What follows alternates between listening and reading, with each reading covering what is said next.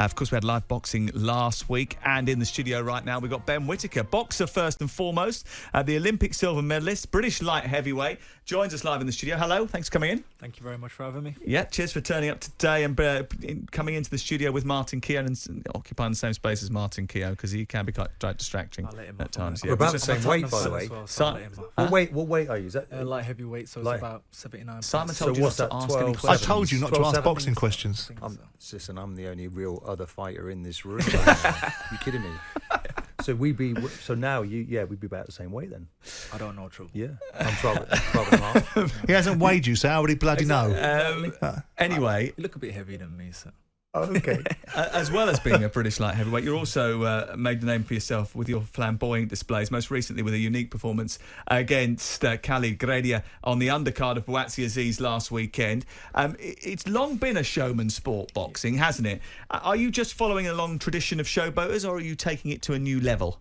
Like I said in a couple of my other interviews, maybe I've had a bit too many smarties in the changing room and I get a bit carried away, but this game's all about showmanship, you know.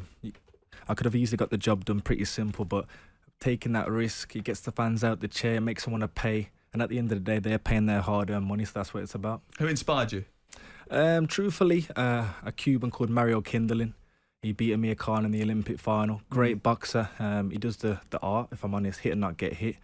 And then when you look down the line, people like the Emmanuel Augustus, Floyd Mayweather, Tommy Hearns, all of those type of boxers who I look up to. Watching you on Saturday night, I mean, the sort of immaculate timing of your bob and your weave, you're getting out, is it calculated? Do you know when you can do it and when you can't do it? Or is it something because you've got some sort of amazing instinctive reaction, you can do it faster than others? Yeah, it's all about, I keep saying this, is method to the madness. You know, you're doing it for a reason. You're not just doing it for the views, the likes, trying to show off. You're doing it because it's a tactic. If you actually saw the fight, the first round, I took my time, broke him down, seen what he was about. Come out the second round, I thought, I've got him now. Dropped him, then we took it from there and started dancing. Well, watching ringside with Simon and Noel Gallagher, and they were asked by Spencer Oliver during the course of the fight what they thought of the showboating. I mean, there's a balance, and I have to say I'm a little bit old school when you start taking the mickey out of fighters, but I'm also an admirer of charisma. So I think we've seen this evening that he's beginning to go up levels. This was another level up, but the quality and the potency of his workmanship was there to be admired. I think you've got a mixed emotion about Noel, haven't you? You think a bit of a mickey taker? No, I don't think it's a mickey take. I just think it wasn't necessary in that fight. But I think you were saying the higher the level he goes, he won't be able to get away with that. But he will bring a lot of young people into boxing because the people like that kind of thing. Yeah, I mean, look, I'm in the camp that charisma is something that you need to have in sport. And I think with this young man, first of all, you know, I've watched him for a while. I went to see him in Bournemouth. When he fought in Bournemouth, I've seen a lot of his fights. I liked his approach from the silver medal kind of thing. What's the silver medal? First loser. I didn't come here for a silver medal. I come here for a gold. Exactly. Some people will say that's arrogant. I think it's belief. The balance is between being able to deliver an outcome and at the same time entertain. And there was a period of time when people hated Nazim Hamed. I didn't like what he did to Steve Robinson in the final in the fight in Cardiff. I thought he took the mickey a little bit too much. But I watched him on Saturday. This boy has all the tools. He has all the tools. And he wasn't fighting a mug on Saturday. He was fighting somebody that had taken Dan Aziz, who was headlining the event, 12 rounds.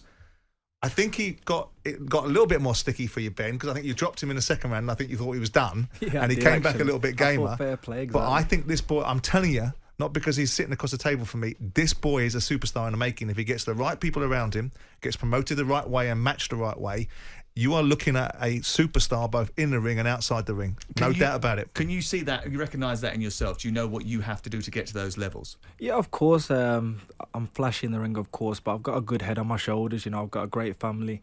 I know when to cut the distractions out, and I know if you do go down the wrong path, you can easily get led away. I don't party, I don't drink. I actually live the life, so the showboating's good now, but when I'm at the top level, fighting for a world title, it's 60-40 in their favour, and I'll come out and hop on one leg. That's why I'm excited to show again. Have you had much blowback from people inside the sport? Does anyone say it to you face to face? Not on social media, but does anyone come up to you sort of while you're in and around where you're working, doing your business? Oi, tone it down a bit. Actually, no. You know, these keyboard warriors, it's always online, but at the end of the day, that's what I love about boxing. That's what I love about sport. Everybody's got their own opinion. If they love it, they hate it, they'll tune in. But the one thing I'll always touch on, the disrespectful claims. I'm definitely not disrespectful. You never see me effing and blinding. You never see me belittle the opponent. You never see me talk about his looks and things like other boxers have done.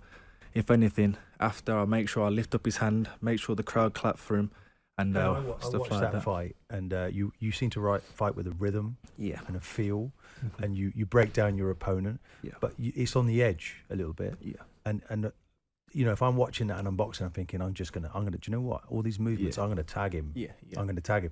And so, how do you now? Okay, you get some confidence from that fight the other night because your performance was amazing. How do you stay humble and you keep that desire and you don't go ahead of yourself? How do you prepare now for the next one? Well, yeah, firstly, the skills come from dodging the broomstick when I was a little boy. You know, I had to keep on my toes. But, yeah, I think, like I said, I might come across a bit cocky and things like that, but below the surface, I'm very humble. You know, I know it can go like that in the sport of boxing. One shot can change the whole fight. So that's why I train hard. You know, I leave no stone unturned, and I make sure each fight I'm treating like a world title fight, because at the end of the day, if I go in there lackadaisical, overlooking the opponent, it won't go the way I want it to go. What's Sugar Hill saying to you? Honestly, a lot of people have Your said, "Oh, trainer. Sugar Hill might not like that. He's come from a school of boxing," but honestly, Sugar loves it. Yeah. You know, when I go to the gym, I can showboat, but I'm a purist of the sport. You know I need to learn the basics. So we go over scenarios, we go over the simple things like a jab, being in situations where I will have to pick up my hands. But then again, when I'm in that flow, he says, "You know what? I Let it go, can't teach yeah. this for you. You know what you're doing." But they Just do pull it." you in, don't they? I mean, Yeah, the yeah, corner, of they do course. say, right, let's get him out of here now. Yeah, Okay, even, enough yeah. now. Yeah. Joby does it. Yeah. Sugar does it. Yeah. Even in this last fight, I sat down and Joby said, "You've had your fun. Yeah, I now saw get him him. out of there." I saw him. And the next round I went and did that. So it's good to switch. But what does it do for you, Ben? Is it a way of keeping you focused? Is it because there is an element of it? It's taking. It is. I understand what you're saying. In the ring, it's up for the opposition to do their job, right? And if they don't like what you're doing, it's their job to fill you in, right? Which is what Josh Exactly. Barretzi said he would do if you did it to him, right? But You in can the try. in the instance of what it's doing for you, right? Why do it? I'm not against it. I mean, you backhanded him a couple of times. You punched him on the top of the head. You're taking a mickey. You are, Yeah. right? It's up to the other guy to do something about it. But what's it doing for you? Yeah. Why do you want to do that? Like, there's so many things about it. Firstly, it gets you in a rhythm. Yeah. There's different looks, different angles you can see from the opponent.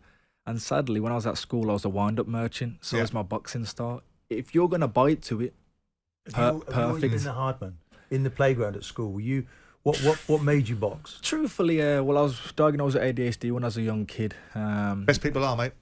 Hey, there we go. Do you know, I was diagnosed with ADHD. I had to take a Ritalin when I was a kid, but my mum didn't like the way it reacted. So my dad said, "I know what's good for him. We'll take him down to the gym, burn off some energy." They didn't want me to box, actually. It was just to get a bit of discipline. I think my dad wanted me to get fielded and then I'd stop messing around. But my first spar I actually did decent.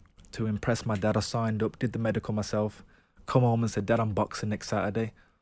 He said, "I don't know about this." He came down and watched me. I was doing the little alley shuffle then and stuff. My dad said, "We're taking it serious." And ever since then, we've not looked back.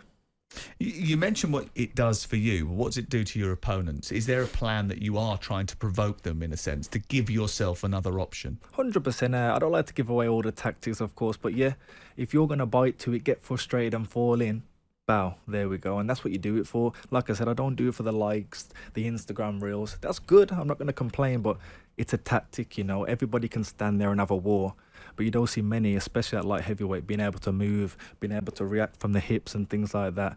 But there'll be a time and place when I do need to put my hands up, walk somebody down and fight as well. So that's why I'm excited. Are you to show. surprised by the attention, Ben?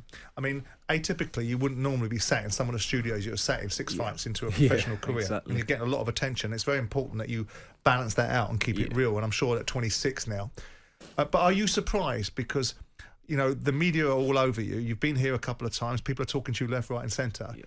Are you surprised that you've garnered this much of attention? Honestly, yeah. Like you said, my debut I did it, my second fight I did it, third fight in the Olympics I did it, previous amateur fights I did it, and yeah, you'd probably get the odd little like on Instagram and you'd move on to the next. And I said to somebody, usually the routine is I go and do my showboating, I win, go and have a shower, wake up the next day, eat my all-you-can-eat breakfast, and the day is as it is. But I don't know what happened. I woke up, I've got thousands and thousands of followers, messages, opportunities here and there. But like I said, that's all good. But if you fall into that, you can get lost. I'm keeping my head on the plan and I'm on to what's next already. So what is next? Because you're expected to fight again in the next few months. What are you going to do? That's the good thing with his popularity now. They want me out, they want me active, and they want eyes on me. But I'm back in the gym Monday. Hopefully we get an opponent, hopefully get a date in March, and then we can take it from there. Louis Edmondson. Hey, You don't want to give him a man. payday. You don't want to give him because you don't like him, but it's a decent fight, isn't it? Exactly. The good thing is in Britain, there's all good fights. You know, I mean, I'm in a very privileged position where people are calling me out. I'm 6 Yeah. fights in the calling me out, and even on Twitter, I saw it's quite silly, really. 6 fights in the put Ben with Bivol, Ben with Beterbiev, Yeah. Ben with Benavides. If they put my names with them in 6 fights, I'm doing something right. So we'll see what's next, and hopefully we can make some good fights. Why don't you like him? I don't mind him. Do you know what I mean? He don't like me. At the end of the day, they're calling me out. They want the payday. Do you know what I mean? At the end of the day, I'm the person that they want to fight for the money. I'm the money man right now by the looks of it.